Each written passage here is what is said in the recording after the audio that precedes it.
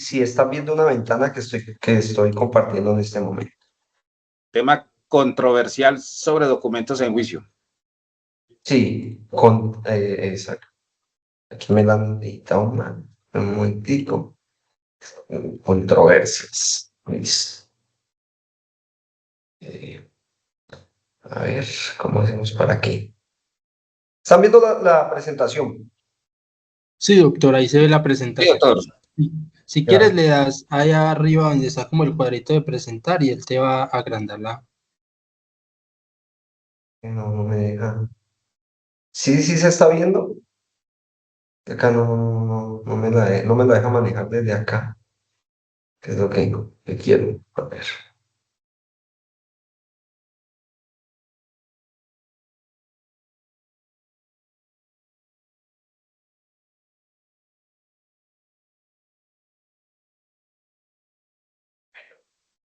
Interesa que ustedes estén viendo la presentación por ahora y, y me estén escuchando a mí fluidamente.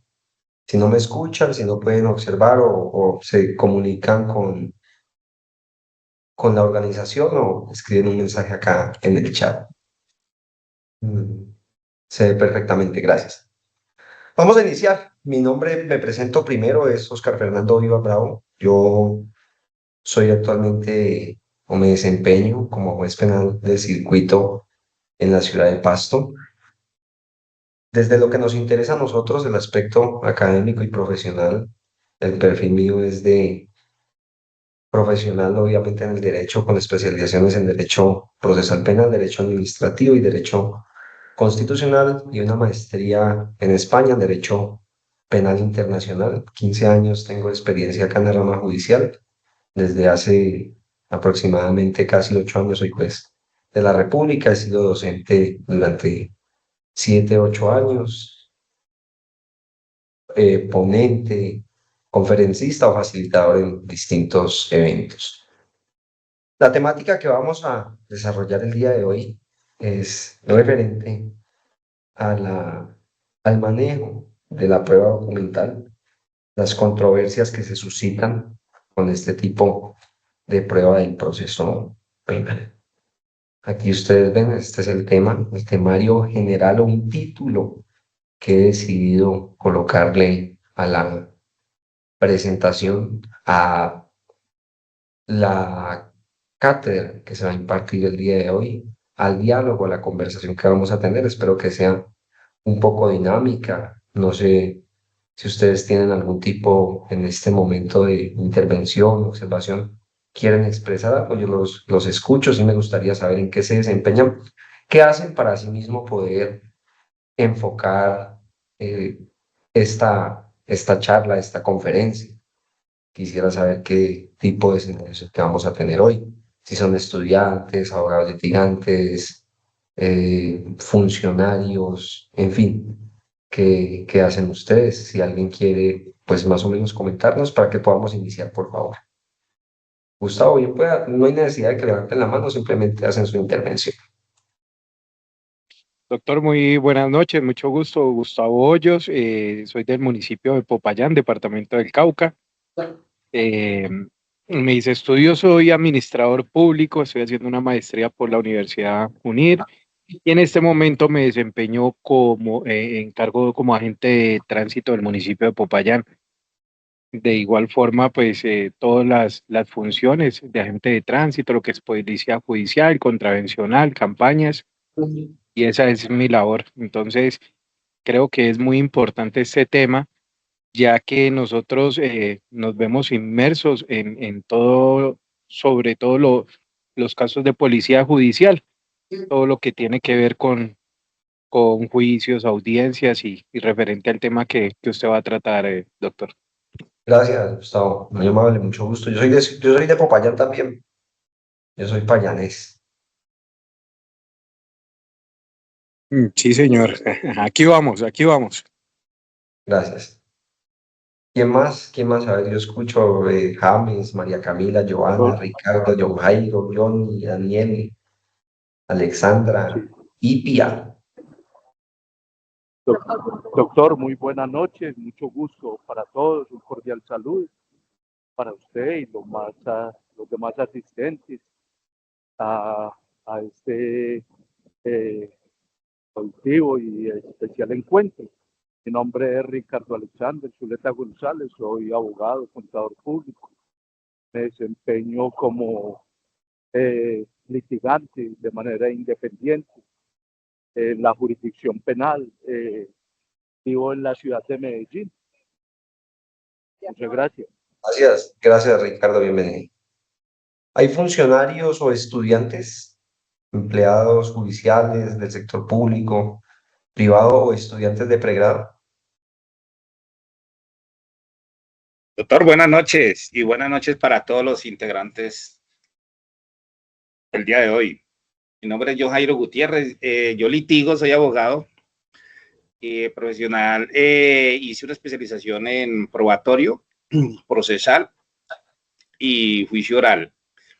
Y en el momento me encuentro litigando y bueno, pues me agrada mucho porque cada día, cada uno vivimos una experiencia diferente y más el doctor pues que ejerce en la rama como tal, pues le llega mucho proceso y hay mucho que aprender y hay que aprovechar este espacio educativo para eso, mío. Y le agradezco mucho la oportunidad a todos los integrantes y los que forman el equipo, pues, para poder nosotros capacitarnos de lo que cada día vivimos el día a día en el litigio, los que litigamos, porque pues también los que no litigan, pues también viven otras experiencias, claro está. Gracias, mío. Gracias, no, mucho gusto. Bueno, vamos a iniciar. A medida que ustedes vayan interviniendo, pues si quieren se presentan o me cuentan qué hacen, de dónde son, bueno, lo que ustedes quieran hablar. De acuerdo a su experiencia, sí sería bueno que comenten si hay situaciones prácticas o controversias que se hayan generado referentes al tema que vamos a desarrollar el día de hoy. La temática, como les decía, son las controversias del manejo de documentos en juicio. Vamos a desarrollar 5 puntos generales.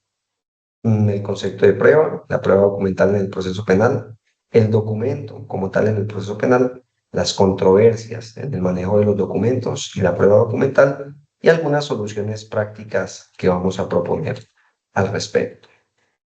¿Qué es la prueba? De la prueba nosotros encontramos distintos conceptos, distintas concepciones, unas de carácter clásico, por ejemplo, podemos citar dentro de ellas Jeremy Bentham, podemos conocer las concepciones de la doctrina nacional del maestro Reyes Echandía, lógicamente Jairo Parra Quijano.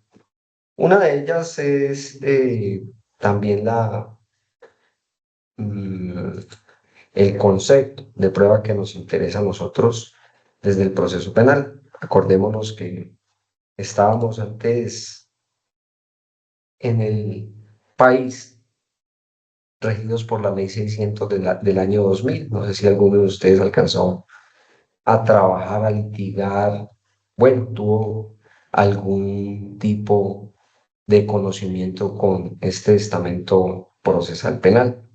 En la ley 600, la prueba bajo ese principio que la caracterizaba de permanencia, era toda aquella que se recolectaba desde la instrucción misma.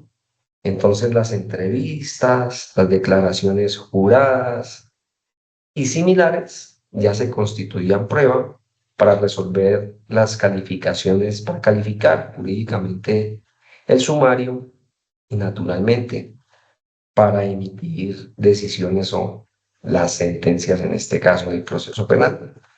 A partir del año 2004, con la ley 906, que desarrolla el acto legislativo 03 de 2002, por medio del cual se acoge el sistema penal acusatorio, eso sí, con unos matices propios de nuestra tradición jurídica colombiana, ya prueba no es toda aquella que se haya recolectado en el proceso, sino que la prueba será únicamente aquella que se incorpore en el juicio oral y público. Por eso es que el artículo 16, como norma rectora y como principio rector de la legislación procesal penal colombiana, nos dicen que en el juicio únicamente se estimará como prueba la que haya sido producida o incorporada en forma pública, oral, concentrada y sujeta a confrontación y contradicción. ¿Qué quiere decir lo anterior? Que solamente la evidencia que ingresa al juicio, y ya vamos a ver cómo ingresa, para eso es que estamos hoy aquí, para aprender cómo ingresa esa evidencia al juicio, solamente ella es la que se constituye como prueba. La información que se recopila, por ejemplo, en una entrevista, la información que se obtiene por una interceptación de comunicaciones, la evidencia digital que se obtiene en una extracción de información, es solo eso, elementos materiales probatorios, evidencia física e información legalmente obtenida con vocación de ser prueba, con el propósito o el anhelo de que eso recolectado durante la investigación en algún momento pueda convertirse en prueba en el proceso, pueda ser debatida, es decir, pueda ser practicada y le sirva, de ella se sirva el juzgador para resolver el proceso que ha sido sometido a la jurisdicción, que ha sido sometido a su conocimiento. A partir entonces también de la expedición de la Ley 906, por allá en julio del año 2004, que fue entrando, recordemos, de manera progresiva en vigencia en el territorio colombiano, y en virtud de que la prueba solamente será la que se practique en juicio, se imponen dos cargas, varias cargas, pero dos de ellas trascendentales a las partes o a los sujetos procesales: la carga del descubrimiento probatorio y la carga de la postulación probatoria o el pedimento de la prueba bajo la arista de la pertinencia. Esto lo voy a explicar luego, porque es que todavía en audiencias escuchamos que las partes, cuando van a postular un medio, hacen argumentaciones, manifestaciones o alusión a criterios de conducencia y de utilidad. La Corte Suprema de Justicia ha sido clara que el único argumento o criterio que debe sustentar quien va a proponer un medio de conocimiento para que sea practicado en juicio es el criterio de la pertinencia. Entonces, prueba únicamente se estimará ¿cuál? La que haya sido producida o incorporada de forma pública, oral y concentrada en el juicio. Son 5 los principios orientadores del juicio oral, y esos 5 principios orientadores del juicio oral son los que tienen que recoger la prueba o tienen que recoger el medio de conocimiento para que lo sea tal. ¿Cuáles son esos 5 principios? En primer lugar, la oralidad. En segundo lugar, la publicidad, que es muy importante en materia de prueba documental, como se encuentra previsto en el inciso segundo del artículo 431. Yo acá voy a hablar de algunas normas. Lógicamente, la memoria no es perfecta. Puede que en algún momento no acontece comúnmente, pero sí puede ser que alguna de las normas que les indique, ustedes allá tienen su código a la mano, pero puede darse que alguna de las normas por confusión no lo sea, la corregimos al respecto o hacemos alusión a la norma que sí lo es. Pero sí, en cuanto a la publicidad, el aspecto propio de la prueba documental, la publicidad es un eje trascendental para que la misma pueda ser valorada por el juez, pueda ser incorporada, pueda ser ingresada al juicio. Eso lo vamos a conocer durante esta presentación. Oralidad, publicidad, concentración del juicio, que es uno de los principios pues, que no se cumple en nuestro país. Los juicios no son concentrados. Por eso escuchamos que se cita a la primera sesión del juicio, por allá en enero de 2024, a la segunda sesión de juicio en octubre de 2024, a la tercera sesión de juicio en marzo de 2025 y así sucesivamente, 4 o 5 sesiones hasta que se emite la sentencia, distinto a otros sistemas de enjuiciamiento donde las vistas públicas, las audiencias de juicio oral, sí se rigen por ese principio de concentración. Juicios 4, 5, 6, 7, 8, 9, los días que sea necesario y seguidos para respetar ese principio de la concentración. Y el otro de los 5 principios es el principio de la contradicción. Toda la prueba tiene que ser controvertida, tiene que ser confrontada en el juicio por las partes, permitiendo que las partes, en igualdad de armas, como principio filosófico, principio rector también de nuestro sistema acusatorio, puedan allá enfrentarse los contendores, la lid judicial, el litigio, puedan ellos enfrentarse y eso es lo que ilustra el principio de la contradicción. Esta alusión como norma rectora del concepto de prueba en el proceso penal, ya nosotros la vemos replicada en el artículo 379 de la Ley 906 de 2004. Este artículo ya se encuentra dentro de las normas que rigen el juicio oral y público. ¿Están viendo la presentación? Vuelvo y les pregunto. Sí, doctor, sí se está observando. Gracias. Entonces, mire, replica el artículo 379, la norma rectora del artículo 16. El juez deberá tener en cuenta como pruebas únicamente las que hayan sido practicadas y controvertidas en su presencia. La admisibilidad de la prueba de referencia es excepcional. Hay excepciones a que sea solo prueba aquella que se practique en juicio, sí. Conocemos unas excepciones. ¿Cuáles son? La prueba de referencia en la que vamos a pronunciarnos posteriormente y la prueba anticipada que se practica ante el juez de control de garantías con unas exigencias rigurosas para que la misma pueda ingresar también al proceso penal. Esas dos como excepción al principio de inmediación, porque no está el juez ahí. ¿Qué quiere decir inmediación? Para pues algunos de nosotros, de los que están aquí, que bueno, el profesor empezó a hablar de inmediación como un principio rector, como una norma rectora del proceso y del juicio, pero no nos ha dicho qué es inmediación. Y no es más que el juez esté presente al momento de que se practique la prueba, que a partir de la percepción con sus sentidos pueda el juez absorber el contenido de la información que se está proporcionando con el medio de conocimiento. Con esa concepción normativa, porque esa es la concepción normativa de prueba, vamos a ver cuáles son las pruebas que se encuentran reguladas en el procedimiento penal.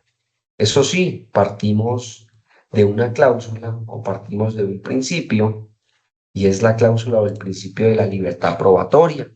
Nuestro sistema procesal penal se rige porque usted pueda como parte, ya sea como fiscal, ya sea como defensor, usted pueda probar o inclusive los intervinientes especiales como son las víctimas que tienen iniciativa probatoria también a partir de la regulación constitucional del año 2007 con la sentencia C-209, puedan también las víctimas proponer pruebas para que se practiquen en juicio.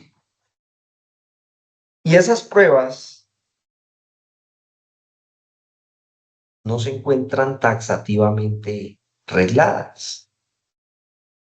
No se le dice con qué prueba debe demostrarse el acontecimiento de un testimonio, con qué prueba debe demostrarse una falsedad documental, con qué prueba debe demostrarse un tráfico de estupefacientes, de narcóticos o de armas.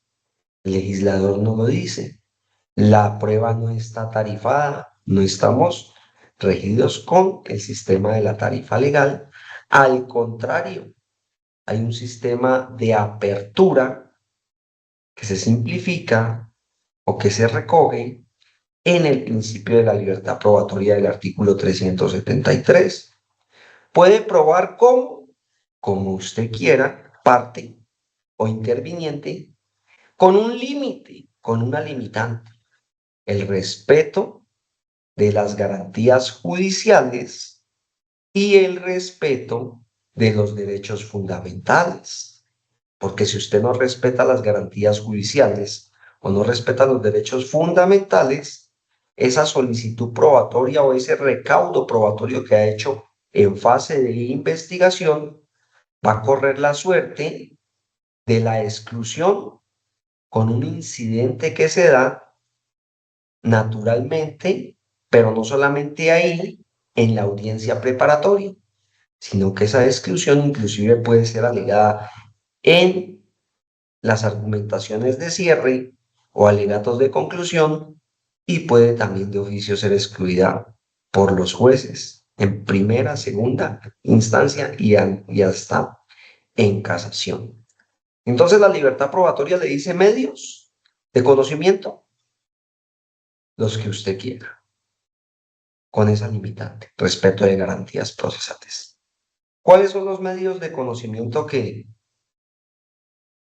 el Código de Procedimiento Penal señala? El artículo 382 de la Ley 906 de 2004 del Código de Procedimiento Penal dice que son medios de conocimiento: la prueba testimonial, la prueba pericial, la prueba documental, la prueba de inspección, los elementos materiales probatorios, evidencia física o cualquier otro medio técnico o científico que no viole el ordenamiento jurídico. Dentro de ellas, ¿cuáles vemos? La prueba documental. Pero ahora vamos a ver que no todo documento constituye prueba documental, porque hay documentos de contenido declarativo que no son prueba documental. Aquí tenemos este es un concepto de prueba documental del maestro David Echandía. Ustedes lo pueden leer ahí, pues no voy a replicar la lectura del mismo. Es un medio para hacer más veraces las manifestaciones que le importan al proceso. Con certeza jurídica, pues ya nosotros no hablamos de certeza jurídica, sino que también la Ley 906 de 2004 cambió esos estándares, cambió esa regulación o esas exigencias de conocimiento dentro del proceso. Dejamos de hablar de la certeza racional para empezar a hablar de un conocimiento exento de una duda, pero no de cualquier duda, sino de una duda que no sea razonable. En el proceso penal, están viendo la actual diapositiva sobre prueba documental en materia criminal. Sí, ahí se ve. Gracias. En el proceso penal, la prueba documental se encuentra regulada como tal desde el artículo 424. Entonces ahí nosotros vamos a ver un listado a manera de números apertus y no números clausus, es decir, no es un listado cerrado, porque como podemos evidenciar, leerlo en el código, no sé si ustedes tienen el código allá en sus manos, prueba documental son 14 ítems más cualquier otro similar a los anteriores. Si alguno de ustedes puede colaborarme con la lectura del artículo 424, yo le agradezco.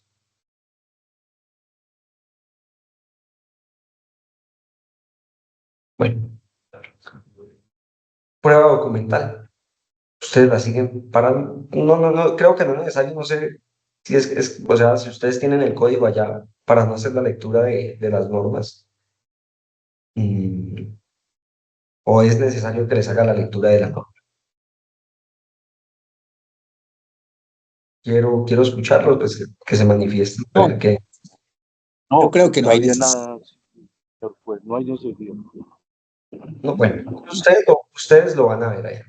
Pero entre otras, lógicamente, los manuscritos, ya sean mecanografiados, impresos, pero fíjese que también es prueba documental las tomografías, las ecografías, las fotografías, los mensajes de datos que tienen una regulación especial, sentencia T343 del año 2020.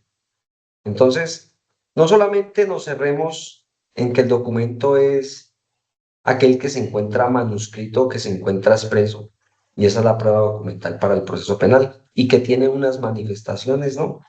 Tenemos que extenderlo a otro tipo de elementos que tengan esa característica, los mensajes de datos como los pantallazos, que vamos a ver cómo se recolectan y vamos a ver cómo se incorporan al juicio oral y público, cuál es su tratamiento y cuál es el valor probatorio que la Corte Suprema de Justicia y la Corte Constitucional le da a los mismos.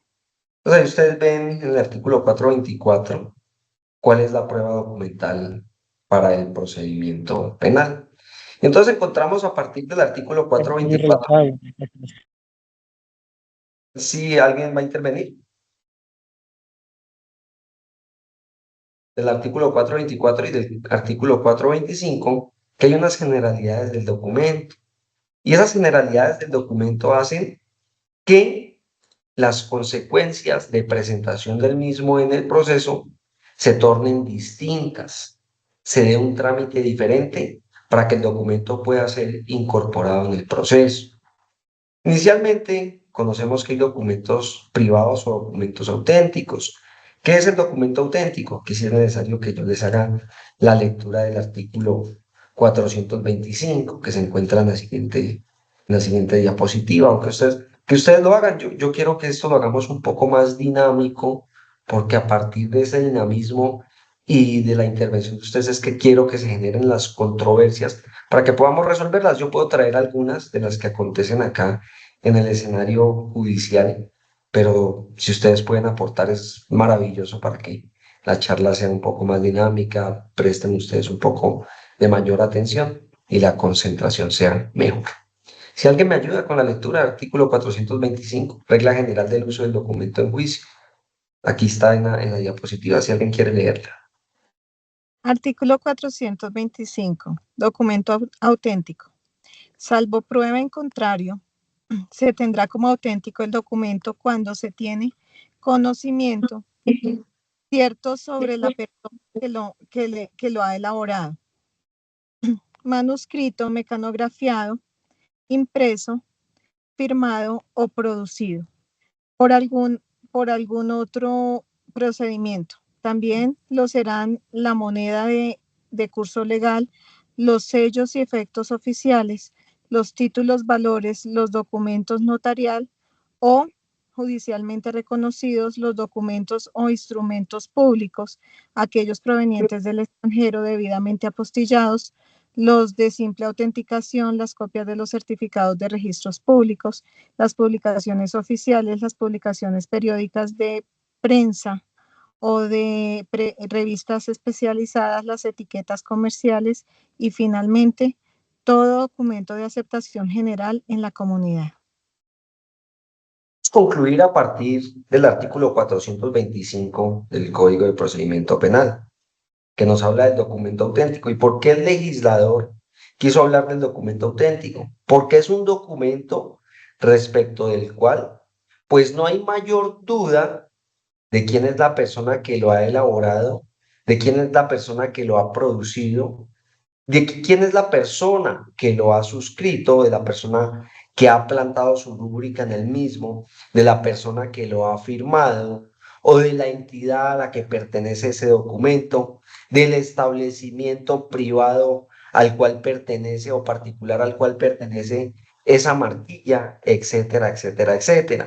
Y no lo aclara al final del artículo, documento de aceptación general en toda la comunidad, algo así como una regla de experiencia para poder entender que estamos frente a un documento auténtico. Y ese documento auténtico hace que la controversia en el juicio sea menor, no se genere un desgaste y el juicio público sea un poco más dinámico.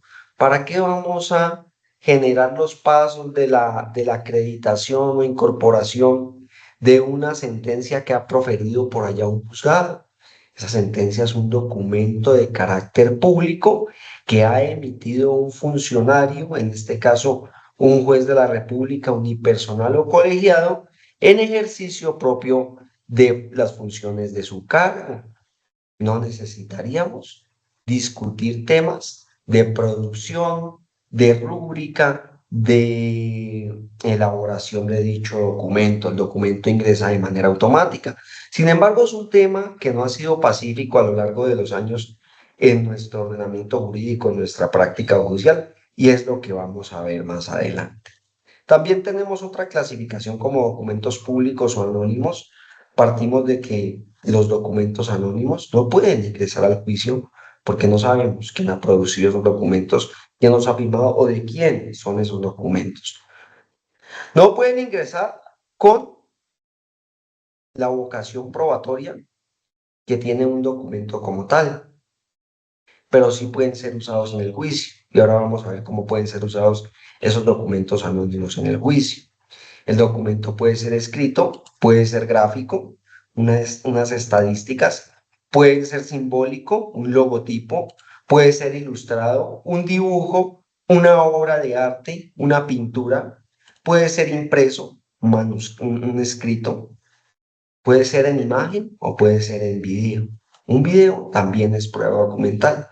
El video que recolectan las cámaras públicas de un sector ingresan también como prueba documental. El video de la cámara fílmica o de registro instalada en el establecimiento de comercio que fue hurtado la noche del 9 de septiembre del año 2025 ingresa como prueba documental. Sin embargo, en la doctrina nos han dicho que esas imágenes son las denominadas producidas por el testigo silente. Hay una sentencia que yo les recomiendo frente a este tema, y es la sentencia del caso El Campín, donde se desarrolla esta evidencia. El radicado de esa sentencia es el 25.920. Aquí en el chat se los voy a colocar.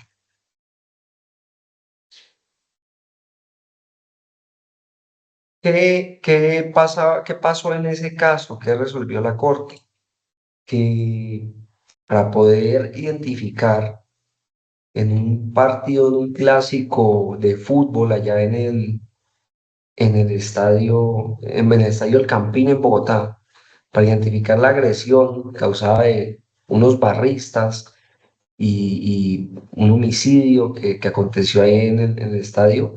Esa reconstrucción se hizo con los videos, creo que fue de City TV o de Canal RCN, con las cámaras de ellos, que se logra individualizar a uno de los agresores, no, a uno de los barristas. Entonces, ¿cómo vamos a ingresar esa prueba? Si esa prueba es tomada de una persona que no simplemente estaba cumpliendo una función distinta de transmisión del partido. Esa es una prueba documental, ese es el denominado testigo silente, radicado en 25.920. Bueno, aquí tenemos un ejemplo y es lo que yo les hablaba. Vamos a ver que la postura no ha sido pacífica. Los documentos que, de conformidad con el artículo 425 de la Ley 906 de 2004, gozan de la presunción de autenticidad, particularmente los de carácter público, no requieren testigo no requieren testigo de acreditación para su incorporación al juicio oral. En consecuencia, el carácter público y auténtico de una sentencia judicial, aquí ya estamos viendo un ejemplo de lo que es un documento público, válidamente emitida, es evidente, y para su adopción en el juicio oral no es necesario que el funcionario que la profirió otro testigo de acreditación comparezca a declarar acerca de su contenido de la forma como fue obtenida. Esta es una decisión del año 2009, radicado 31.049. Imagínense llevar allá al juez que profirió la sentencia para que hable del contenido de la misma. Ese es un documento público, entonces, que la misma parte lo ingrese. La misma parte sí tiene que sentar unas bases. Ahorita vamos a ver cómo es ese procedimiento de sentar las bases en juicio para poder hacer uso de los documentos y para poder incorporar los documentos en el juicio oral. Radicado 25.920, sentencia del caso El Campín. Básicamente, aquí ya vamos a ver que hay otros documentos que sí es necesario de que se introduzcan, de que se incorporen con un testigo de acreditación. Entonces ya no vamos a hablar de un documento público.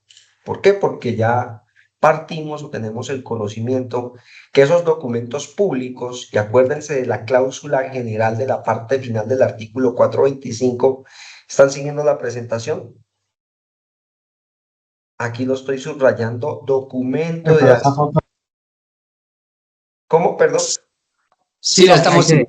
Gracias. Documento de aceptación general en la comunidad. Acuérdense de esa cláusula de manera casi pues, de regla de experiencia.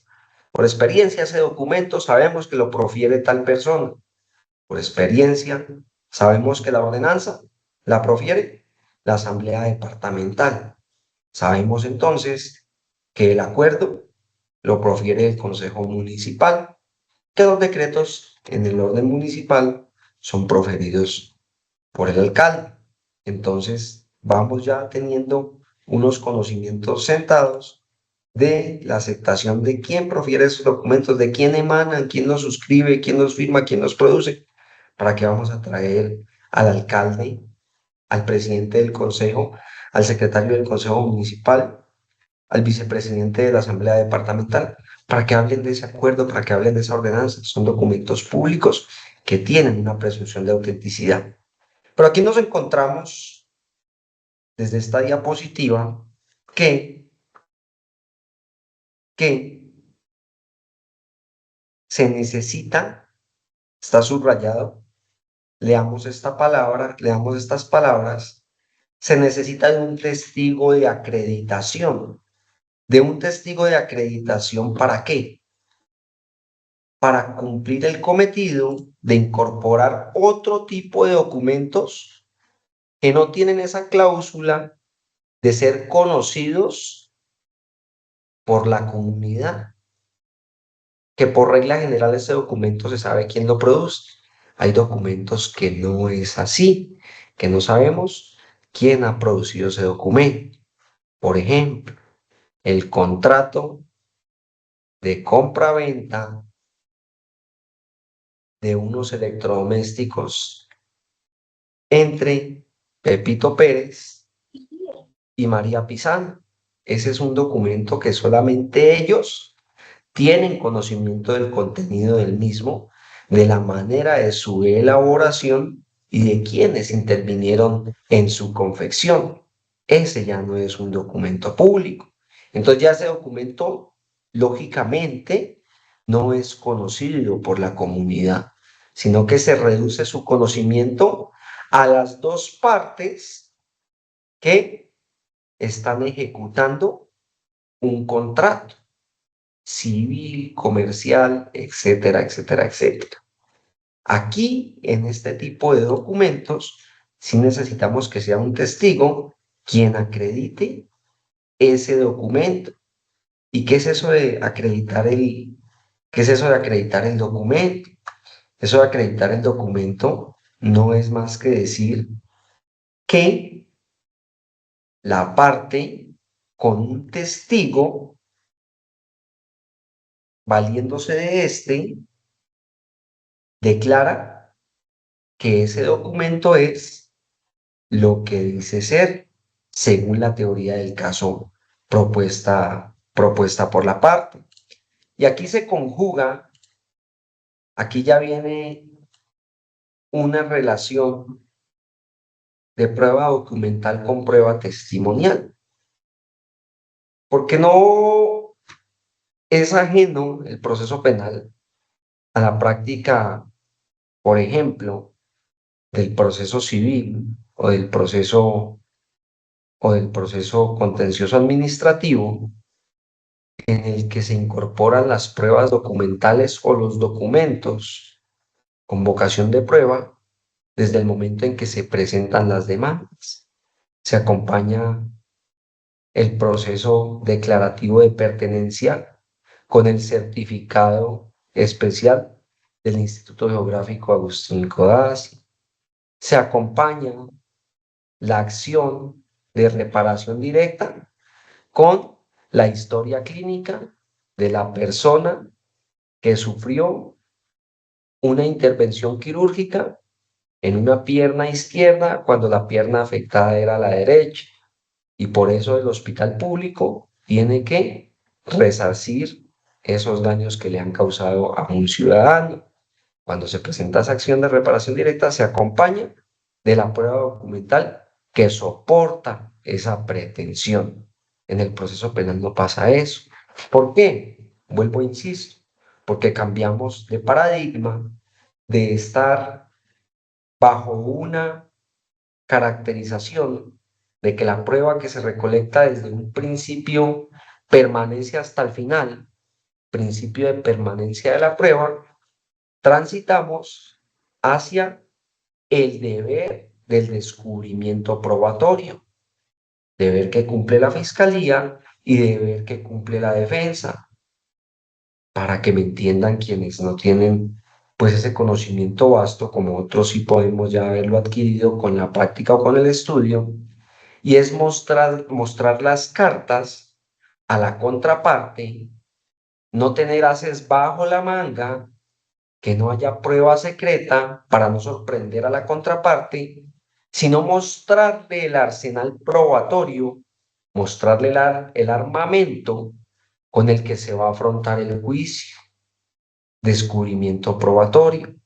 Y dentro de ese descubrimiento probatorio tienen que mostrarse, develarse, descubrirse los documentos que se van a incorporar para que la contraparte conozca su contenido, y de esos documentos que no cumplen con esa cláusula final del artículo 425 de ser conocidos por la generalidad o por la comunidad, indicar cuál es el testigo de acreditación de los mismos.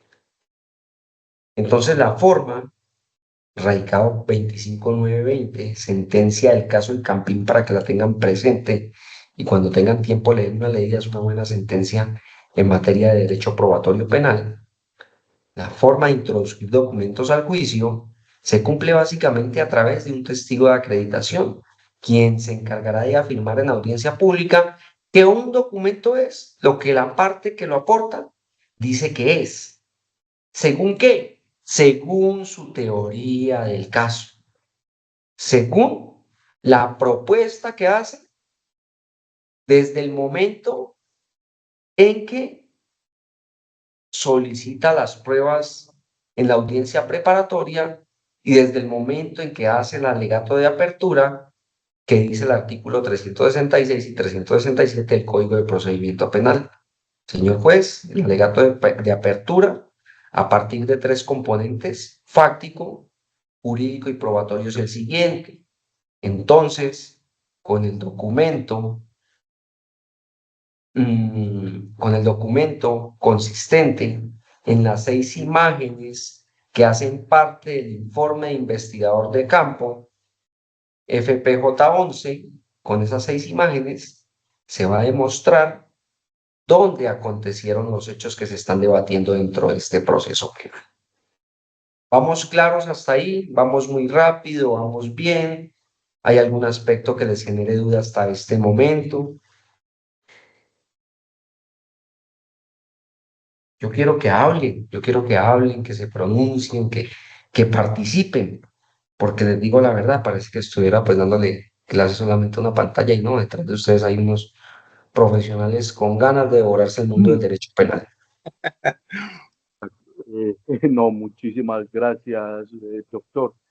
Yo sé que, digamos, no es el núcleo de la conferencia el día de hoy la pregunta que le voy a hacer, pero usted de manera tangencial toca, hemos hablado de la audiencia preparatoria, de la igualdad de armas, de no sorprender a la parte, con el respeto que usted me merece y los demás compañeros y asistentes a este fructífero encuentro.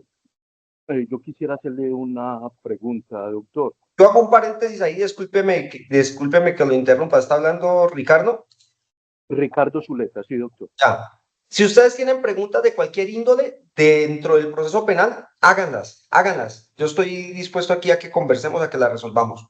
Así salgan de la prueba documental. Este tipo de controversias nos alimentan y son buenas, entonces háganlas, no importa. Que si nos tenemos que extender otras 3 horas, yo les doy otras 3 horas, las vemos el sábado, las vemos el otro lunes, no importa. Entonces, esas otras 3 horas se las obsequio porque de antemano me quiero excusar con ustedes. El lunes tenía otro compromiso académico ya adquirido y no pude orientar esta conversación el día lunes. Entonces yo les hago una conferencia, una conversación adicional, ya sea el otro lunes o el martes, 2 horitas. Entonces, si tienen preguntas relacionadas con el proceso penal, bien puedan, háganlas. Perfecto. Doctor, lo pongo en contexto a usted y a los demás compañeros que de pronto no se supo. En este momento, pues estoy en audiencia de juicio oral sobre un tema en el cual la postura mía como defensor es ausencia de responsabilidad por legítima defensa. Entre los testigos, pues a mí me hacen traslado la fiscalía de una entrevista de un testigo en el cual pues él afirma que su hijo menor de edad es testigo directo de los hechos. El testigo comparece por parte de la fiscalía en juicio oral. El testigo dice cosas totalmente diferentes a las que aparecen en la entrevista que aparentemente le brindó a la fiscalía. Yo le impugno la credibilidad, le hago traslado de la entrevista, la autentico con él y desde la autenticación él dice que él jamás dio esa entrevista, que jamás la firmó. Y que lo que dice pues no corresponde a la verdad porque él dice desde la entrevista que fue su hijo menor de edad quien presenció los hechos y que su hijo menor de edad le cuenta a él. Frente a esto la fiscalía solicita prueba sobreviniente, una prueba sobreviniente y llama y le solicita al juez que sea ese menor quien comparezca al juicio. Pues frente a ese tópico, doctor, pues yo me opongo desde el principio, porque no podemos, como lo dice la norma de la jurisprudencia, la prueba sobreviniente no se hizo para subsanar los errores de la fiscalía. Ya debería haber tenido eso en cuenta, porque el testigo dice eso en la presunta entrevista que el mismo testigo niega verdad. Sin embargo, el juez admite la prueba sobreviniente, me sorprende con ella porque dice que al final del juicio, de agotar toda la prueba, pues se va a pronunciar frente a la prueba sobreviniente, dado que sujeta recursos y no quiere entorpecer y interrumpir la concentración del juicio. En una sección de juicio oral dice que va a resolver sobre la audiencia, va a resolver sobre la prueba sobreviniente, y resulta que me sorprende en ese momento, el menor ya viene en camino, ya está la defensora de familia, yo no sabía nada, me da el traslado de la decisión y yo presento digo que interpongo recursos de apelación, de reposición en subsidio apelación, y el juez me niega la posibilidad que porque solo procede el recurso frente a la prueba que se niega. O sea, le da un tratamiento a la prueba sobreviniente, siendo que es un incidente como si estuviéramos en sede de preparatorio. Ya no estamos en preparatorio. Me sirvió mucho lo que usted acaba de decir, señor juez, me permite decirle así porque eso es usted, un juez, de que yo puedo subsanar también estos errores en los alegatos de conclusión.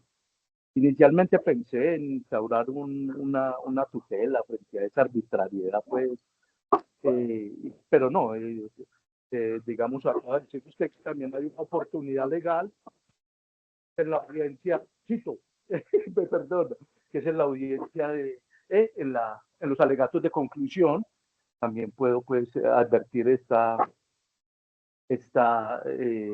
o hacer de notar, digamos, que de hecho pues... Hasta ahí, como usted me cuenta, la prueba sobreviniente, su nombre lo dice, tiene que sobrevenir a la audiencia preparatoria. No tiene que haber sido conocida esa audiencia o esa posible información, porque es que el juicio es un intercambio de información. Eso es lo que es el juicio. Ese intercambio de información ingresa a través de unas vías. La información es el vehículo y las vías de las que se sirven esos vehículos son los medios de conocimiento. La autopista es el medio de conocimiento. Y el medio de conocimiento, pues ya los vimos al inicio, pericial, testimonial, documental, de inspección o cualquier otro, dice la norma.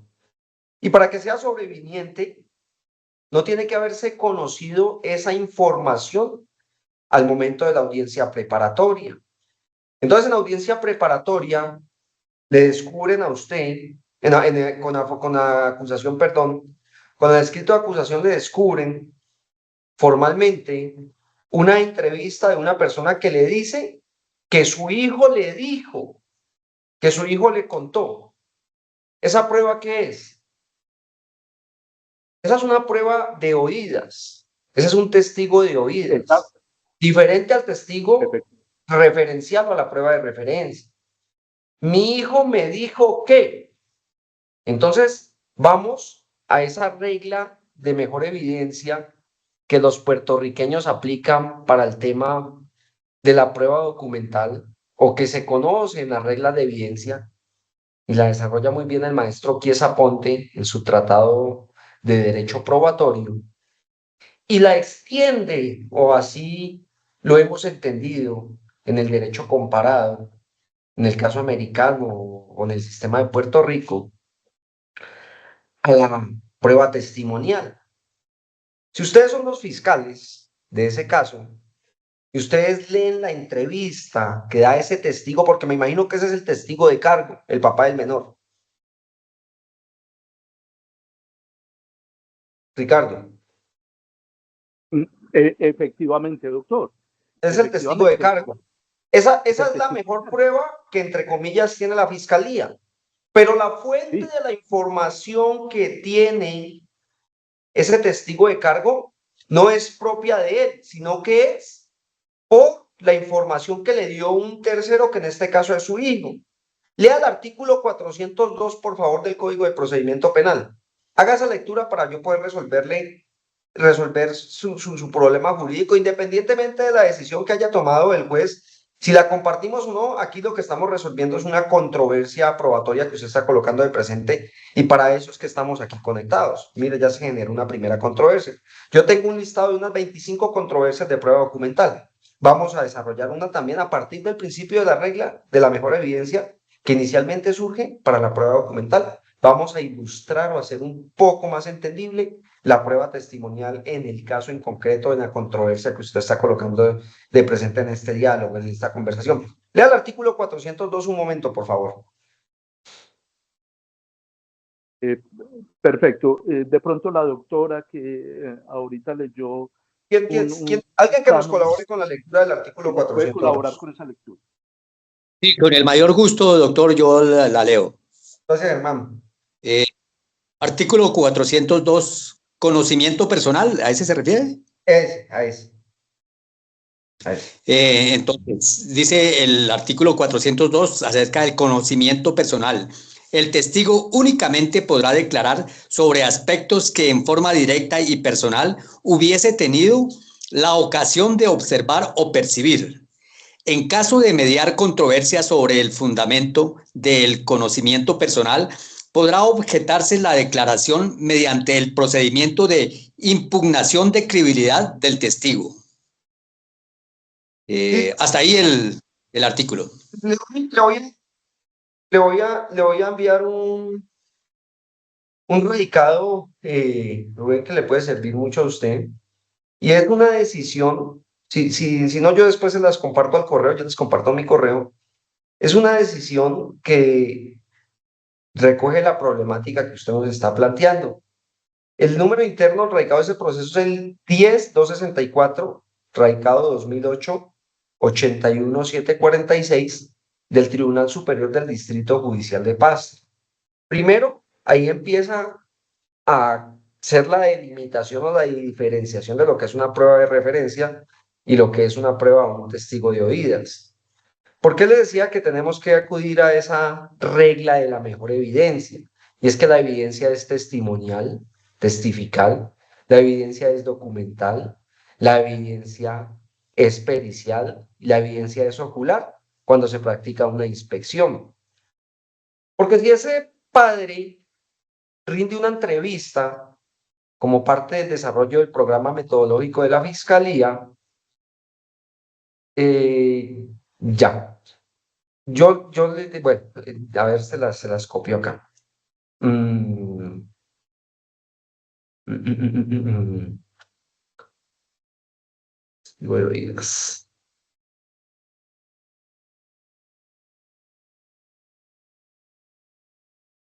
NI 164. Yo la copio acá y ustedes me recuerdan de enviárselas, por favor, cuando terminemos el día de hoy. Mañana a primera hora se las envío todas las decisiones que aquí vamos a referir. Vale, muchas Vamos. gracias. 2008, 81, 74, 61, 2008. Esa es del Tribunal de Paz.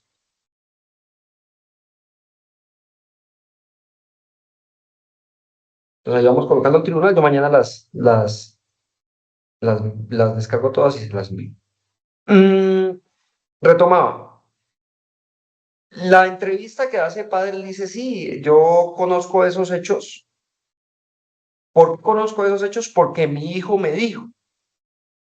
Ahí, la primera oposición a esa prueba tenía que haberse hecho ¿dónde? En la audiencia preparatoria. ¿Por qué? Porque es ahí donde postularon a ese testigo que lo vamos a llamar padre. La fiscalía postula a padre diciendo que es pertinente porque tiene un conocimiento de esos hechos. Padre tiene un conocimiento de esos hechos. Eso es innegable e indiscutible. Pero ahora, ese conocimiento que tiene padre de esos hechos es acorde a la calidad que a él se le exige como testigo según la ley 906 de 2004. Esa es la pregunta al problema jurídico. La respuesta a ese problema jurídico es negativa, no porque su conocimiento no es directo y personal, sino que su conocimiento es indirecto. Este es un testigo indirecto, este es un testigo de oídas, porque él escuchó de otra fuente, en este caso la fuente se llama hijo, quien sí tuvo un conocimiento personal y directo del acontecer delictivo. En desarrollo del programa metodológico, el fiscal ve que tiene esa entrevista en la cual hablan de un tercero que se llama hijo, que sí vio y percibió de manera personal y directa. Entonces, ¿qué tenía que hacer fiscal respecto a hijo, Ricardo? Tenía que postularlo como testigo directo. Esa información la descubrió el fiscal después de la audiencia preparatoria. No estoy hablando de descubrimiento probatorio. Obtuvo esa información el fiscal después de la audiencia preparatoria, o el fiscal pudo conocer eso antes de la audiencia preparatoria. Pues si descubrió esa pieza de la evidencia denominada entrevista, naturalmente y lógicamente que el fiscal tuvo conocimiento de esa información antes de la audiencia preparatoria. Ahora sí, ¿qué debió hacer fiscal? El fiscal debió también traer al menor, postularlo como testigo directo de ese hecho delictivo que fuera escuchado en sede de juicio. Se cumple que esta prueba sea sobreviniente, que solo haya nacido, que solo haya surgido, que solo el fiscal se haya enterado de esa información después de la audiencia preparatoria, Ricardo. No, doctor. No. El Él ya fiscal sabía. ya lo sabía. Él El ya lo fiscal ya sabía. sabía. Entonces se cumplen los presupuestos, de la prueba sobreviniente. No es sobreviviente. No es sobreviniente. No es sobreviniente, fíjese. radicado 58498 del 27 de enero del año 2021. ¿Qué dice esa providencia al respecto? Que el descubrimiento es parte esencial del sistema acusatorio. Y el artículo 344, en su parte final, mire lo que le dice, el artículo 344. Aquí, bueno, esto tiene una relación que estamos hablando de aquí hay un documento. Sin embargo, inciso final del artículo 344. Sin embargo, si durante el juicio alguna de las partes encuentra un elemento material probatorio de evidencia física muy significativo que debería ser descubierto, lo pondrá en conocimiento del juez, quien odia a las partes y considerado el perjuicio que podría producirse al derecho de defensa y la integridad del juicio, decidirá si es excepcionalmente admisible o puede excluirse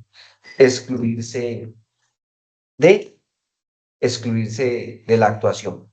Voy a compartirles aquí una pantalla, mire, y quiero que usted mismo lea, por favor.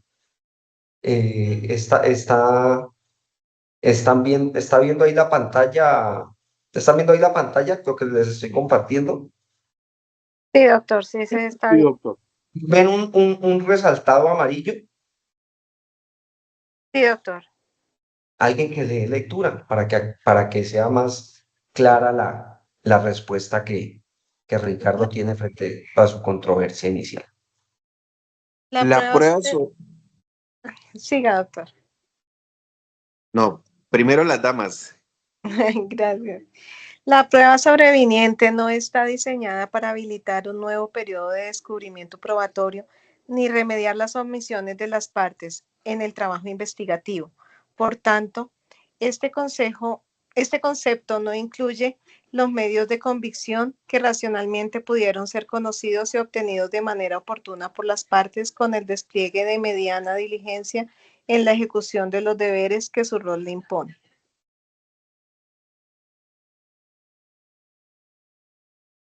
Ahí se sintetiza la problemática que usted tuvo que usted tuvo en el juicio, Ricardo. ¿Qué pasó ahí? ¿Qué hubo por parte de la fiscalía? Técnicamente, una omisión. Descuidó la fiscalía que tenía un mejor testigo y a manera de salvavidas para salvaguardar, para salvar el proceso, para salvar la investigación, pues ahí sí ya quiso traer ese menor al juicio. No cumple esa prueba que se ha solicitado con las características de ser sobreviviente. ¿Por qué? Porque ella no se encontró, como lo dice el código y lo desarrolla la jurisprudencia, no se encontró después de la audiencia preparatoria. Ya sabía el fiscal que esa prueba existía, ya sabía el fiscal que esa información en mejor fuente estaba en el menor, estaba en el hijo, y fue su omisión no querer llevarla al juicio. Él tiene la libertad de probar con otros testigos, quizás consideró que habían otros testigos que generaban unas mejores probanzas y se valió de ellos, omitiendo pues que este menor era la mejor evidencia testifical. ¿Qué pasa al respecto? Hay que generar un incidente, tiene que resolver el juez frente a esa solicitud probatoria. Usted me cuenta que le negaron el recurso de apelación. Efectivamente, doctor, me negó el recurso porque él argumentó pues lo que se predica en la audiencia preparatoria, que solamente procede contra la prueba que se niega, y que esta era una prueba que se concedía, sabiendo que ya no estábamos en sede de preparatoria, estábamos en sede de juicio oral, y él quiso darle el tratamiento que se le da, digamos, al trámite de audiencia preparatoria, y me negó el recurso y se pronunció al respecto. Pero Totalmente de acuerdo, la naturaleza de las audiencias es muy diferente. Ya la audiencia preparatoria pasó y acá lo que hay que iniciar es un incidente de trámite de prueba sobreviniente. Y los efectos de los recursos en materia de solicitudes probatorias han sido cambiantes también en la jurisprudencia. La jurisprudencia ha cambiado el trato que le ha dado a los recursos porque inicialmente solamente procedía el recurso de apelación frente a la prueba que era negada. Posteriormente, frente a la prueba que es excluida, luego sobre la prueba que es rechazada, y hoy en día también proceden cuando la prueba es admitida, pero frente a la misma hay un debate de exclusión o rechazo, y aún admitida por el incidente de exclusión o rechazo, procede el recurso de apelación. Más aún, la prueba que se decretaba de manera condicionada no tenía recurso de apelación. Hoy la prueba que se decreta de manera condicionada es susceptible de recurso de apelación. Pero en el incidente del trámite de la audiencia, pero en el incidente del trámite de la audiencia sobreviniente, fíjese que el mismo artículo 344 da la consecuencia que se genera al resolver por parte del juez frente a esa prueba. Si es excepcionalmente admisible, si se admite, no hay recursos, solamente recurso de reposición. O si debe excluirse esa prueba. Recordemos entonces que frente a la exclusión probatoria se habilitan los recursos de reposición y apelación. Si se admitió, no hay recurso de apelación, usted tiene recurso de reposición, pero como usted lo ha dicho, es susceptible esa prueba de ser atacada en los alegatos de clausura o en el recurso de apelación o en la casación. Vemos que no cumple esta prueba con los parámetros que ha definido la Corte Suprema de Justicia en sede de casación, se desconoció el precedente. ¿Eso qué genera? El desconocimiento del precedente, un defecto de carácter fáctico. Entonces puede usted tener todas esas alegaciones que yo le digo, yo le anticipo, le son favorables, porque eso no es una prueba sobreviniente en sentido estricto, Ricardo. Doctor, ¿Sí? Muchas gracias, doctor. Muchísimas gracias de verdad. doctor, gracias. Lo que le entiendo al doctor Ricardo es que si el juez no dio pues cabida a interponer algún recurso sobre la negativa de la decisión por parte del juez, señor doctor, ahí en esa instancia, digamos, si no le da como cabida al defensor para interponer un recurso de apelación, ¿se podría tramitar a través de un recurso de queja? ¿Estoy bien? Sería lo... Ya. Vamos a conocer entonces el trámite de recurso de queja un poco. Primero, miremos cuáles son las dos consecuencias de la prueba sobreviniente como incidente en el juicio. Eso es un trámite incidental que se presenta en el juicio y no es como lo dijo, como pasó en la audiencia que nos cuenta Ricardo, que se resolvió que como tenía los mismos efectos de la audiencia preparatoria, no procedía el recurso. El recurso de apelación no procede, pero no por ese motivo, porque acá estamos en un trámite incidental muy distinto a lo que es la audiencia preparatoria. La argumentación de esta prueba se hace bajo dos aristas distintas. Primero, que se tuvo conocimiento de la prueba después de la audiencia preparatoria o en el juicio, y segundo, pues que es necesaria para que no se cause un perjuicio mayor al proceso, para que pueda proseguir o pueda admitirse la prueba sobreviniente. En caso de que en todas las actuaciones que ustedes tengan, cuando sea negado, les nieguen el recurso de apelación, o se los declaren desierto, mire que el artículo 179A, si no estoy mal, ahí recurso de queja, sí, ahí expresamente el legislador que le dice 179A. Bueno, se me perdió acá, se me perdió. Si alguien lo tiene, por favor, para que lo lea, 179A.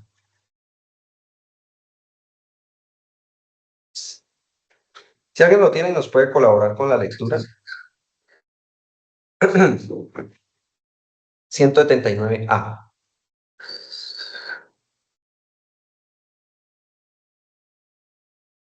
A ver, yo lo busco aquí. Esto también ha tenido una variación jurisprudencial. No lo vamos a digerir así tan drásticamente como dice el código.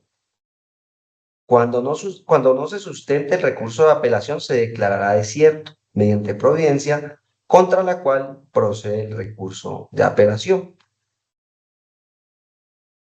Hay dos consecuencias que puede adoptar el juez: declarar desierto y negar el recurso de apelación. Miren lo que la jurisprudencia dice al respecto. Aquí les comparto también la pantalla. Aquí está, ¿sí ven el resaltado? Cuando se niega, miren el juego ahí, pues, por así llamarlo, o la técnica que ustedes tienen que desplegar. ¿Están viendo la pantalla?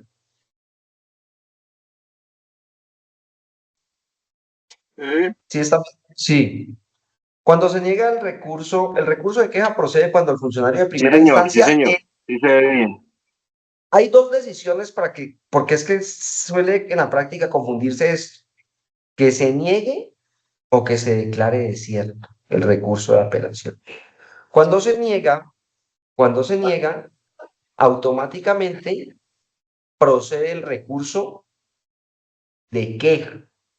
Cuando se niega, automáticamente procede el recurso de queja. A cambio, contra el auto que declara desierto el recurso de apelación, solo procede el recurso de reposición, atendiendo el mandato del artículo 179A. De acuerdo con lo anterior, es claro que procede la declaración de desierto cuando el recurso de apelación no es sustentado oportunamente o se sustenta de manera deficiente, valga decir sin argumentación suficiente para respaldar el disenso, decisión contra la cual solo procede el recurso de reposición. Cuando se declara desierto, reposición. Cuando se deniega, recurso de queja. Radicado 46.319 del 15 de julio del año 2015. Ahí ya quedó claro ese aspecto también, Andrés Felipe. Sí, doctor. Sí, señor. Entonces, ¿qué hacía Ricardo ahí? Tenía a su alcance el recurso ordinario de reposición, pero no quiere decir que ya se haya zanjado la discusión y que ya no tenga más recursos a su alcance o a su mano, no. Aún puede generar la solicitud de exclusión, porque es que así lo habla el código, ni de inadmisión, sino de exclusión de esa prueba sobreviniente. No necesariamente pues estamos hablando aquí de una violación de derechos fundamentales o garantías judiciales, pero así lo dice el código en el inciso final del artículo 344. Solicitar esa exclusión en los alegatos de conclusión, solicitarla en el recurso de apelación o incluso pretender que por el defecto fáctico del desconocimiento del precedente como causal de casación se elimine, se despegue del torrente probatorio esa prueba que con el rótulo de sobreviniente lo que hizo fue habilitar al fiscal ante su no afortunado desarrollo del programa metodológico de su propuesta probatoria, haber ingresado un testigo con las calidades que no tenía para ser un testigo sobreviniente o considerar esa información como sobreviniente. Ya él ya la conocía. Listo. Entonces ya está ahí zanjada esa discusión. Continuemos entonces. ¿En qué estábamos? Ahora. Estábamos hablando que esto de la... ¿Hay pantalla compartida? Sí, está compartida la pantalla. ¿Una presentación? Radicado Sí, 25.9. Corte Suprema de Ya. Justicia, Ya. SP 21 de febrero de Sí. 2007. Sentencia caso El Campín. Testigo de acreditación para afirmar que un documento es lo que la parte dice que es. Una cosa es la parte y otra cosa es el testigo. Entonces, la parte es el fiscal, la parte es el defensor. Y discúlpenme que les haga esta claridad porque aquí hay estudiantes también que ya están haciendo su tránsito del pregrado a su práctica judicial. Entonces, estas aclaraciones, pues no es que las se hagan y sobren, no, la información nunca sobra, porque acordémonos que no todos tenemos el mismo conocimiento y no estamos en la posibilidad de adquirir las mismas destrezas. Entonces, esas aclaraciones siempre las hay. La parte, el que lleva al testigo, el que va a interrogar, el doctor Ricardo como defensor y el doctor Gustavo tienen a sus testigos. Entonces, el doctor Ricardo dice que ese video obtenido por las cámaras del canal RCN demuestran con claridad cómo un sujeto que ha sido acusado por homicidio le propina 15 puñaladas a otro barrista y le causa la muerte. Y ese no es un testigo directo, ¿ya? Ese camarógrafo, porque el camarógrafo quizás grabó sin percatarse de esa situación. Lo que el testigo va a acreditar, lo que el camarógrafo va a acreditar es que ese cassette en el cual estaba contenido el registro de esa escena allá en el estadio del Campín estaba dentro de un dispositivo, dentro de una cámara de video que él utilizó, eso creo que fue en el año 2005, en noviembre de 2005, para cubrir un encuentro deportivo, un partido de fútbol entre Millonarios y Santa Fe, y que ese cassette se lo entregó a unos investigadores de la Fiscalía, del Cuerpo Técnico de Investigación, que se los entregó en un sobre sellado, o ellos sellaron un sobre, ahí lo recolectaron, y se fue ese videocassette.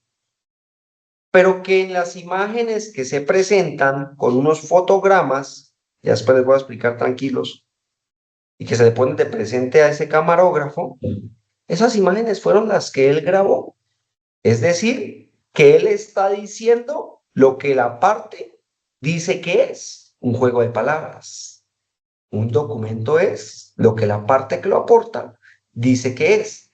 ¿Quién es la parte que lo aporta? El doctor Ricardo como fiscal. Entonces llevó a su testigo que es el camarógrafo y quien dice efectivamente. Esos fotogramas que son unas imágenes que se presentan en informes de investigador, lo que hacen es recolectar momentos de la grabación del video para no poner el video allá en audiencia. Entonces dice, efectivamente, en la imagen número 1 se observa o se logra ver que hay un desarrollo del partido.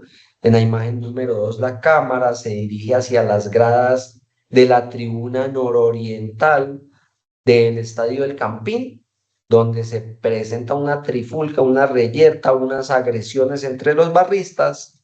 En la imagen número 3 se logra ver una persona que está cobijada o que tiene puesta una bandera de Millonarios.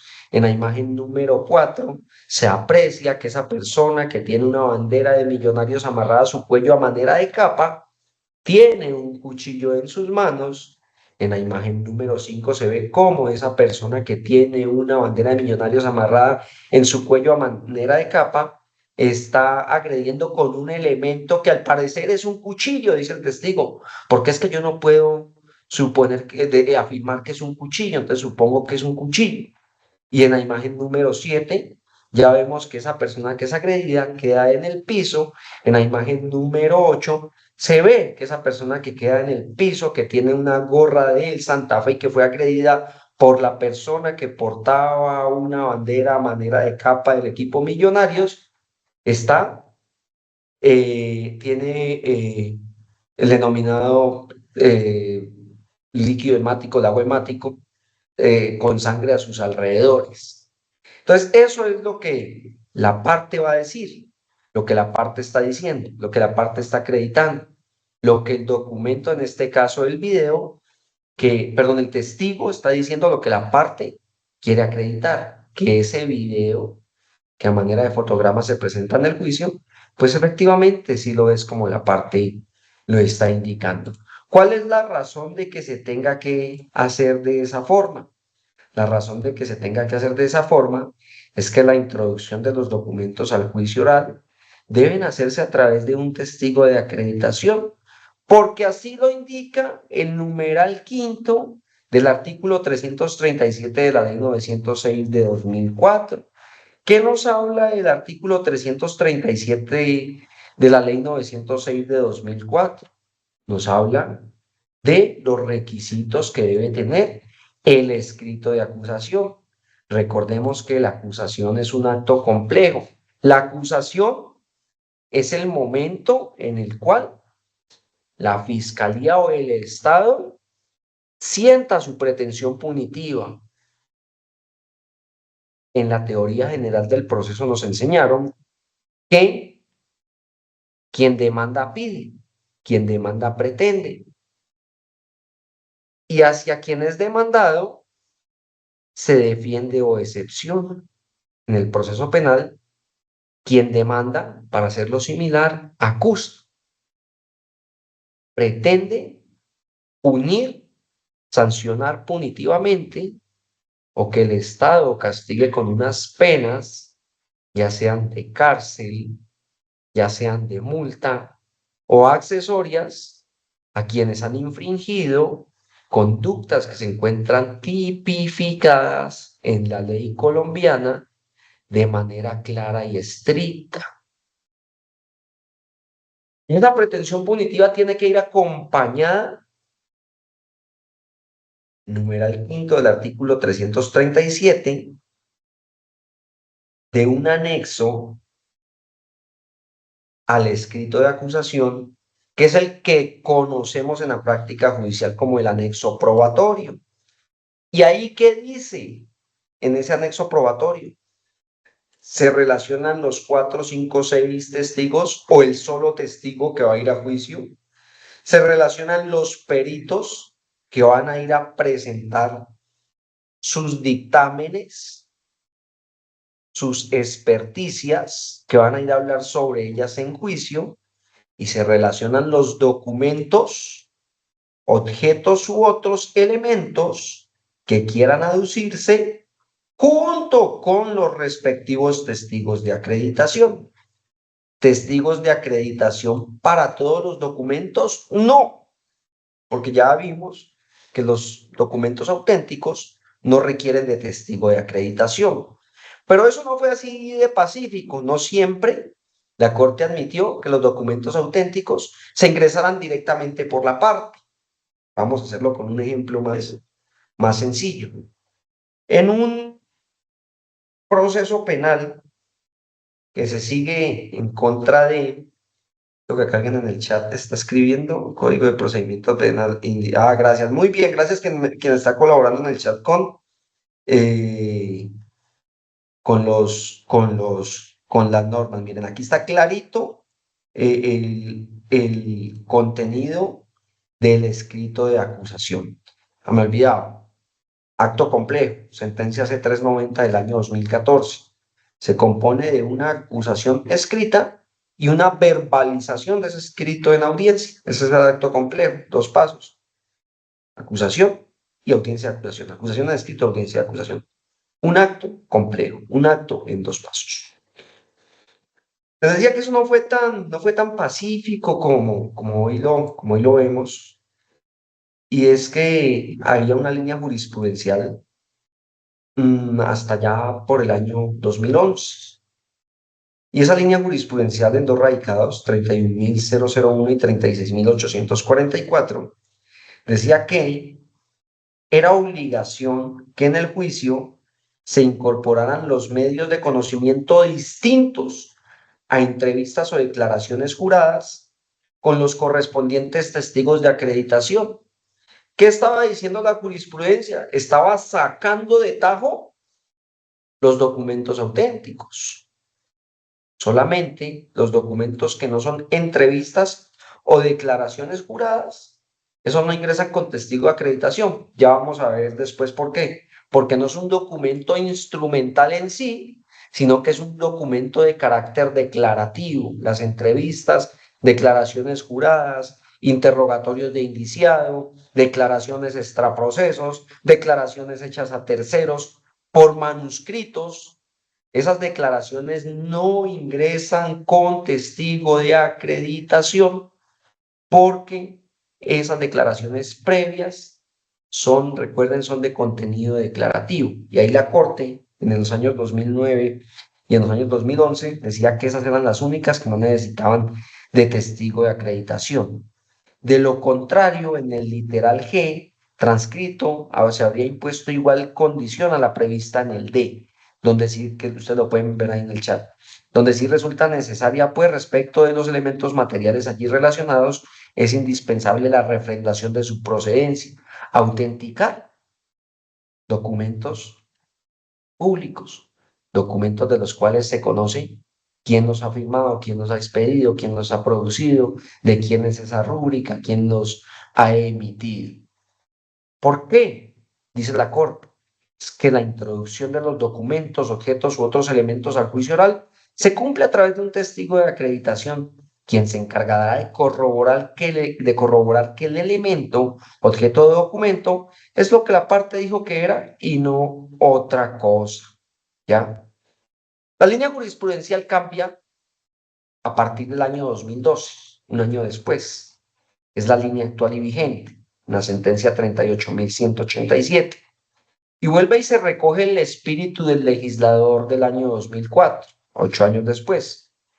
Los documentos que gozan de la presunción de autenticidad no requieren testigo de acreditación. Para ese momento es de advertir, ya se encontraba vigente la Ley 1453 del año 2011, que introdujo un inciso al artículo 429. Ese inciso segundo del artículo 429 dice que el documento podrá ser ingresado por uno de los investigadores que participaron en el caso, por el investigador que recolectó, recibió el elemento material probatorio o evidencia física, pero no siempre es así. Que les iba a colocar un ejemplo de un caso o un proceso en el cual se está acusando a una persona por los delitos de homicidio agravado en concurso con fabricación, tráfico, porte o tenencia de armas de fuego, accesorios, partes o municiones. Y el fiscal quiere probar que el acusado no tenía permiso para el porte de esas armas de fuego. ¿Quién expide ese permiso para el porte de esas armas de fuego? El Departamento de Control y Comercio de Armas, bueno, municiones de los batallones. Entonces el fiscal obtiene el documento por medio del cual un servidor del Ejército Nacional, del Departamento de Control de Armas, del Departamento de Control de Comercio de Armas de Fuego, le dice que el acusado no tiene permiso para el porte de esa arma. Es necesario llevar a ese militar, a ese servidor público, para que en el juicio diga que el acusado no tiene permiso y él lo soporta en un documento que él mismo expidió, que él mismo profirió, que él mismo firmó. No, no es necesario. Ese documento que obtuvo el fiscal, ese documento él mismo puede incorporarlo. Eso sí, va a declarar quizás un testigo que no va a acreditar, sino solamente el investigador líder, y él recolecta un documento, y él no tiene que decir lo que ese documento es, ni cómo lo recolectó, nada. Este documento es público, dice el señor fiscal, por lo cual le solicito que se incorpore al juicio, un documento público y auténtico. Y eso es lo que hace más eficientes los juicios, lo que hace más dinámicos los juicios. Imagínense la línea jurisprudencial que cambia de los años 2008 a 2011, donde no se le daba ese tratamiento. Pues generó que nuevamente todos esos documentos que tenían esa cláusula universal o de conocimiento general o comunitario en la parte final del inciso, la parte final del artículo 425, pues se desconociera. Ahorita así en adelante tenían que llevarse esos testigos al juicio oral y público. Ello era contraproducente. Bueno, esa es la línea jurisprudencial. Vamos a ver entonces la primera controversia que aquí surge. ¿Cómo ingreso un documento privado ¿Cómo lo hago? ¿Cómo voy a ingresar un documento privado o un documento particular que no tiene los alcances del documento auténtico que alude el legislador en el artículo 425 de la ley 906 de 2004 al juicio? Y la respuesta ustedes la encuentran en la decisión 46.728. Esta es la sentencia Ito. Uy, pues no me cargó esta. Qué raro, no me actualizó la presentación. Dame un momento. Bueno, yo sigo aquí, yo les voy dando los apuntes y en el chat les copio. Radicado 46.728. ¿Cómo se hace? La autenticación e incorporación del documento. Para que ello se haga en juicio, es presupuesto de su admisibilidad que se cumplan los requisitos que a continuación les voy a indicar. En primer lugar, vemos el chat, Departamento de Control de Comercio de Armas, Municiones y Explosivos. Muy bien, muchas gracias. Desde el soporte, es regulado en el decreto 2535 del 93. Esa es la norma que llena el vacío del tipo penal en blanco de los artículos 365 y 366. Son tipos penales en blanco. A través de la figura del reenvío se complementan con este decreto, el 2535. Entonces, ese responsable del Departamento de Control de Comercio de Armas, Municiones y Explosivos ya no va a juicio. El mismo fiscal incorpora el documento. ¿Cómo vamos entonces a incorporar el documento? La primera controversia, el documento que no es auténtico, sino que es particular. Un ejemplo, la historia clínica de una IPS privada. No vamos a incorporar las pericias que se han hecho por los especialistas de la salud, por los galenos. Esa información no la vamos a llevar, no la vamos a acreditar. Simplemente vamos a incorporar el documento historia clínica que se obtuvo, ya sea por petición directa de la víctima, ya sea por petición directa del acusado, para acreditar que él recibió unas lesiones en su corporeidad y en esas querer argumentar como hipótesis alternativa defensiva por la parte que se está ante una causal de ausencia de responsabilidad, el estado de necesidad o la legítima defensa, por ejemplo. Entonces el acusado él mismo solicita su historia clínica al hospital, a la clínica, a la IPS, donde fue atendido en urgencias. Como ahora sí, el primer requisito para que esa historia clínica o esa evidencia documental se convierta en prueba en juicio, que sea descubierta naturalmente.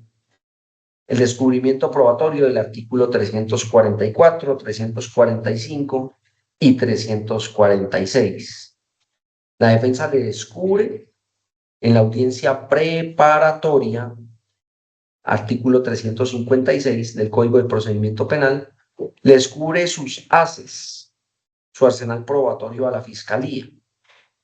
¿Cuándo es el momento de descubrimiento de la Fiscalía? Ya lo dijimos, se inicia con el escrito de acusación y se termina con la audiencia de formulación de acusación para que 3 días después se entreguen de manera material o sustancial las evidencias a la defensa, a la contraparte.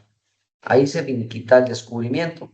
Claro, hay providencias que nos hablan de un descubrimiento flexible, así lo denominan, y hay unos casos chéveres en los cuales se ha dicho que el descubrimiento no solo de la Fiscalía no solo se termina o se agota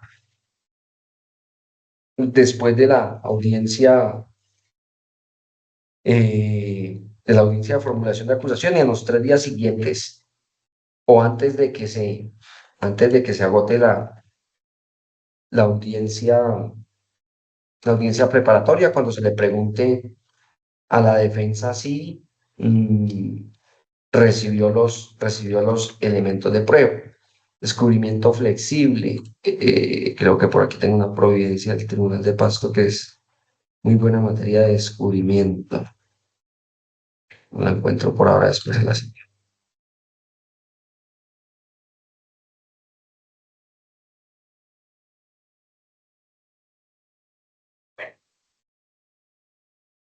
El primer requisito para que esa evidencia o esa historia clínica sea prueba en juicio es descubrirla.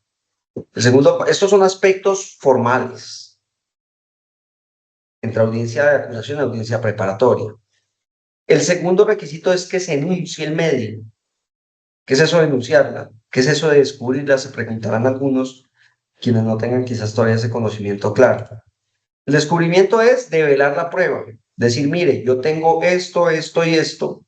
Tengo 5 testigos, Pedrito, Carlitos, María, Luisa y Oscar. Ellos se identifican con estas cédulas y su documento de identidad es este. Y pueden ser ubicados en esta dirección por si la contraparte quiere interrogarlos, si la contraparte quiere obtener entrevistas con ellos. Claro, dirían ustedes, pero si la defensa le descubre a la fiscalía y la fiscalía ya cerró su ciclo investigativo en el momento en que presentó escrito de acusación, acordémonos que hay también una prueba que puede surgir en juicio aparte de la prueba sobreviniente y es la prueba de refutación. Esa prueba de refutación surge, solo se conoce de ella, es algo así como una prueba sobreviniente, pero con un efecto específico, y es el de contrarrestar o el de derruir la prueba de la contraparte, impugnar, desacreditar la veracidad de la prueba de la contraparte. Enunciarla, esa denunciación sí se cumple en la audiencia preparatoria y solicitarla. Yo les hablaba inicialmente que las partes en la práctica judicial se escucha postulaciones o solicitudes de prueba bajo criterios todavía de conducencia y de utilidad. La prueba es útil, señor juez, porque le generará mejores conocimientos en cuanto a los hechos que se están debatiendo en este proceso. La prueba es conducente, señor juez, porque con ese documento usted podrá darse cuenta que fueron alterados los registros que estaban consignados en la Oficina de Instrumentos Públicos de Medellín. Por eso es útil. Pero no. Hay una sentencia, una providencia hito que es así, yo les invito a que la lean. Y es el radicado 51.882 del año 2018 de la doctora Patricia Salazar Cuellar. También mañana quedo en compartírselas. Si alguno de ustedes toma nota de las providencias que quedo de enviarles, yo mañana se las comparto y me escribe al celular, por favor. Aquí se los estoy al WhatsApp. Ahí les estoy dando a mi WhatsApp. Igualmente el que quiera agregarlo, ahí estamos a la orden también. La providencia es la 51.882 del año 2018 y en esa providencia la Corte, con ponencia de la doctora Salazar Cuellar, dice que quien quiera solicitar una prueba, quien quiera postular una prueba para el juicio, esa prueba debe estar fincada, debe estar dirigida a que se demuestre la relación de la misma con el hecho o con el tema a aprobar como tal. ¿Qué quiere decir eso? Que la prueba sea pertinente. Es decir, que quien postula la prueba, acuérdense, solamente tiene la carga, porque la argumentación es una carga, no es un deber ni una obligación. La argumentación es una carga. Tiene la carga de argumentar el criterio de pertinencia del artículo 375 y del artículo 376. En el 375, pertinencia positiva, artículo 376, pertinencia negativa. 375 le dice que es pertinente para hacer más o menos probable un hecho o una circunstancia, para mermar la credibilidad de un testigo, para lograr la identificación de un acusado, etcétera, etcétera, etcétera, criterios de pertinencia. Y es negativa porque le dice no es pertinente. ¿Cuándo? Cuando no es admisible. ¿Y cuándo no es admisible? Cuando es dilatoria del procedimiento. Cuando en vez de generar un mayor conocimiento, lo que genera es unas confusiones. Ahí esa prueba no es pertinente. Y en esa sentencia le dice, en esa providencia que estoy ahí colocando en el chat, le dice que quien debe argumentar la falta de conducencia o de utilidad de la prueba es la contraparte, no quien la está postulando. Quien está haciendo la postulación o solicitud solamente debe verificar, solamente debe colmar la exigencia de pertinencia.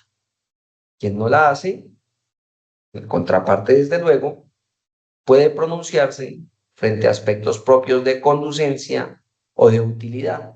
Por ejemplo, es que la prueba no es útil, señor juez, porque usted ya le decretó 3 testigos más que van a hablar del mismo hecho. 5 personas que estaban en un restaurante presenciaron cómo un sujeto llega y le dispara a uno de los comensales que estaban ahí en el lugar. Es necesario llevar, y esta persona estaba sin casco, sin tapabocas, sin pasamontaña. Su rostro estaba al descubierto, las 5 personas pudieron verlo por ejemplo, pues no pasaría, ¿no? Pero por ejemplo el fiscal, o bueno, puede que sí pase. El fiscal postula a los 5 testigos, las 5 personas que estaban en el restaurante. Lo podría hacer de una manera subsidiaria, si no va uno va el otro, si no va el otro va el otro, y si no va el otro va el otro, pero va cualquiera de los 5. Postulo 5 personas, pero solamente en juicio voy a escuchar una. Pero si el fiscal no dice eso, sino que dice, le postulo 5 y no son repetitivos porque A se encontraba sentado en la esquina de la entrada, B se encontraba sentado en la esquina opuesta, C se encontraba sentado en la barra, D se encontraba sacando una gaseosa del refrigerador, y F se encontraba en la caja registradora, pero todos le vieron el rostro y eso es lo que busco acreditar, señor juez, son testigos directos del hecho. Pues esos testigos se vuelven repetitivos, se tornan repetitivos, entonces la contraparte lo que hace es oponerse bajo el criterio de la falta de utilidad de la prueba. No es útil, porque ya otros testigos van a ir a hablar de lo mismo, máximo decrétele 2, señor juez, aunque con uno es suficiente. Pero si no va ese, sí, pues que vaya otro, pero no escucha de los 5. Es la contraparte quien debe argumentar ese criterio de utilidad. Posteriormente, para que esa evidencia sea válida y sea práctica en juicio, debe el juez admitirlo. Y vuelvo y les repito aquí, los recursos frente a la admisión de la prueba. Cuando la prueba se admite,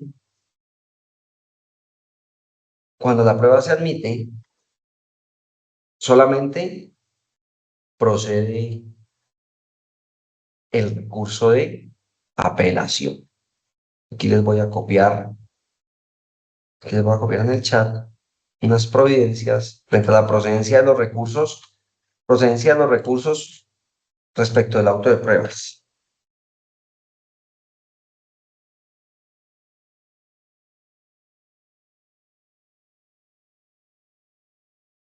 El auto de pruebas. Sí, el recurso respecto del auto de... Ahí está en el chat. Ahí están algunas providencias. Si la prueba se admite, solamente recurso de reposición. Si la prueba se inadmite, recurso de apelación.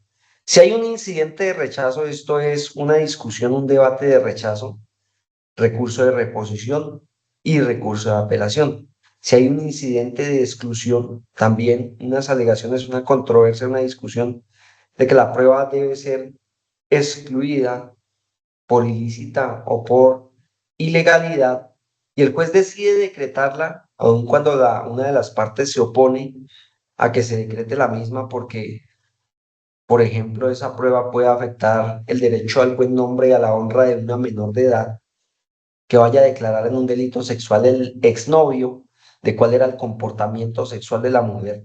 Pues es una prueba a todas luces que menoscaba su derecho fundamental a la dignidad, a la honra, al buen nombre. Esa prueba pues tiene que ser excluida, pero el juez decide decretarla. En este caso, la fiscalía, como representante primera de la víctima o también la representación de víctimas, puede apelar esa prueba que se admitió. ¿Por qué? Porque hubo un incidente de exclusión y debe generarse el incidente de exclusión para que pueda recurrirse luego en apelación la admisión de esa prueba. Y ya viene lo más importante y que es lo que queremos nosotros conocer el día de hoy. Esa evidencia hay que practicarla o hay que incorporarla en juicio. Léanme alguien, por favor, que lea el artículo 374.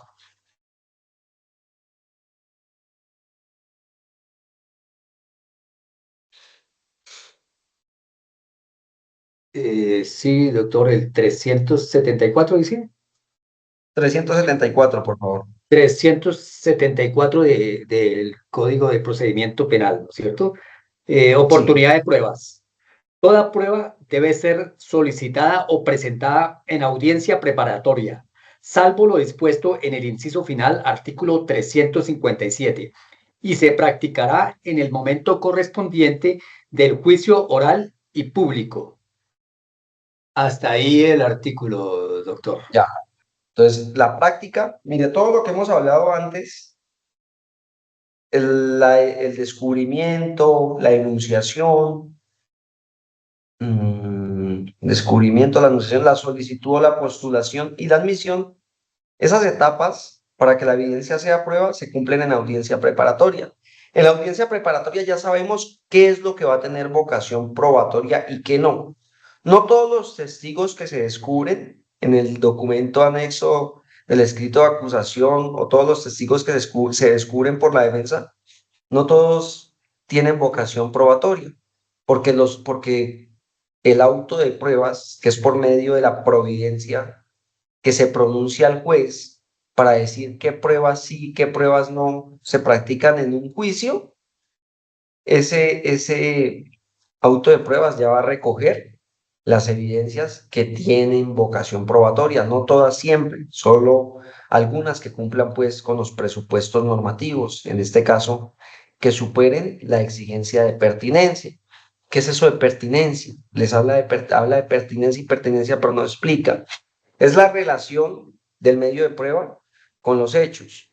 El testigo que de manera directa observó cómo le disparaban a una persona. El servidor público que sabía que un compañero suyo estaba llevándose todos los fines de semana un vehículo que no le había sido asignado a él, sino que era de su empresa, sí, una empresa industrial y comercial del Estado, o de su institución, por ejemplo, del Consejo Municipal. Era el vehículo del presidente, pero esta persona era el secretario del consejo o era un auxiliar administrativo del consejo municipal de por allá de una localidad y todos los fines de semana utilizaba el vehículo oficial del consejo municipal hasta que colisionó con otro vehículo. Ahí está un uso indebido de ese elemento oficial. Entonces esa persona sabía, tenía conocimiento de eso. Ese es un testigo directo. Ese testigo, pues, sí será objeto de aprobación y admisión para que vaya a declarar en juicio. Quienes no tienen conocimiento, es que otro testigo que presenta la fiscalía es que él leyó en un periódico que el auxiliar administrativo del Consejo Municipal, sin autorización, sacaba el vehículo todos los fines de semana hasta que colisionó y lo leyó en un periódico. No, ese testigo pues no va a ir a un juicio porque no tiene un conocimiento directo de los hechos.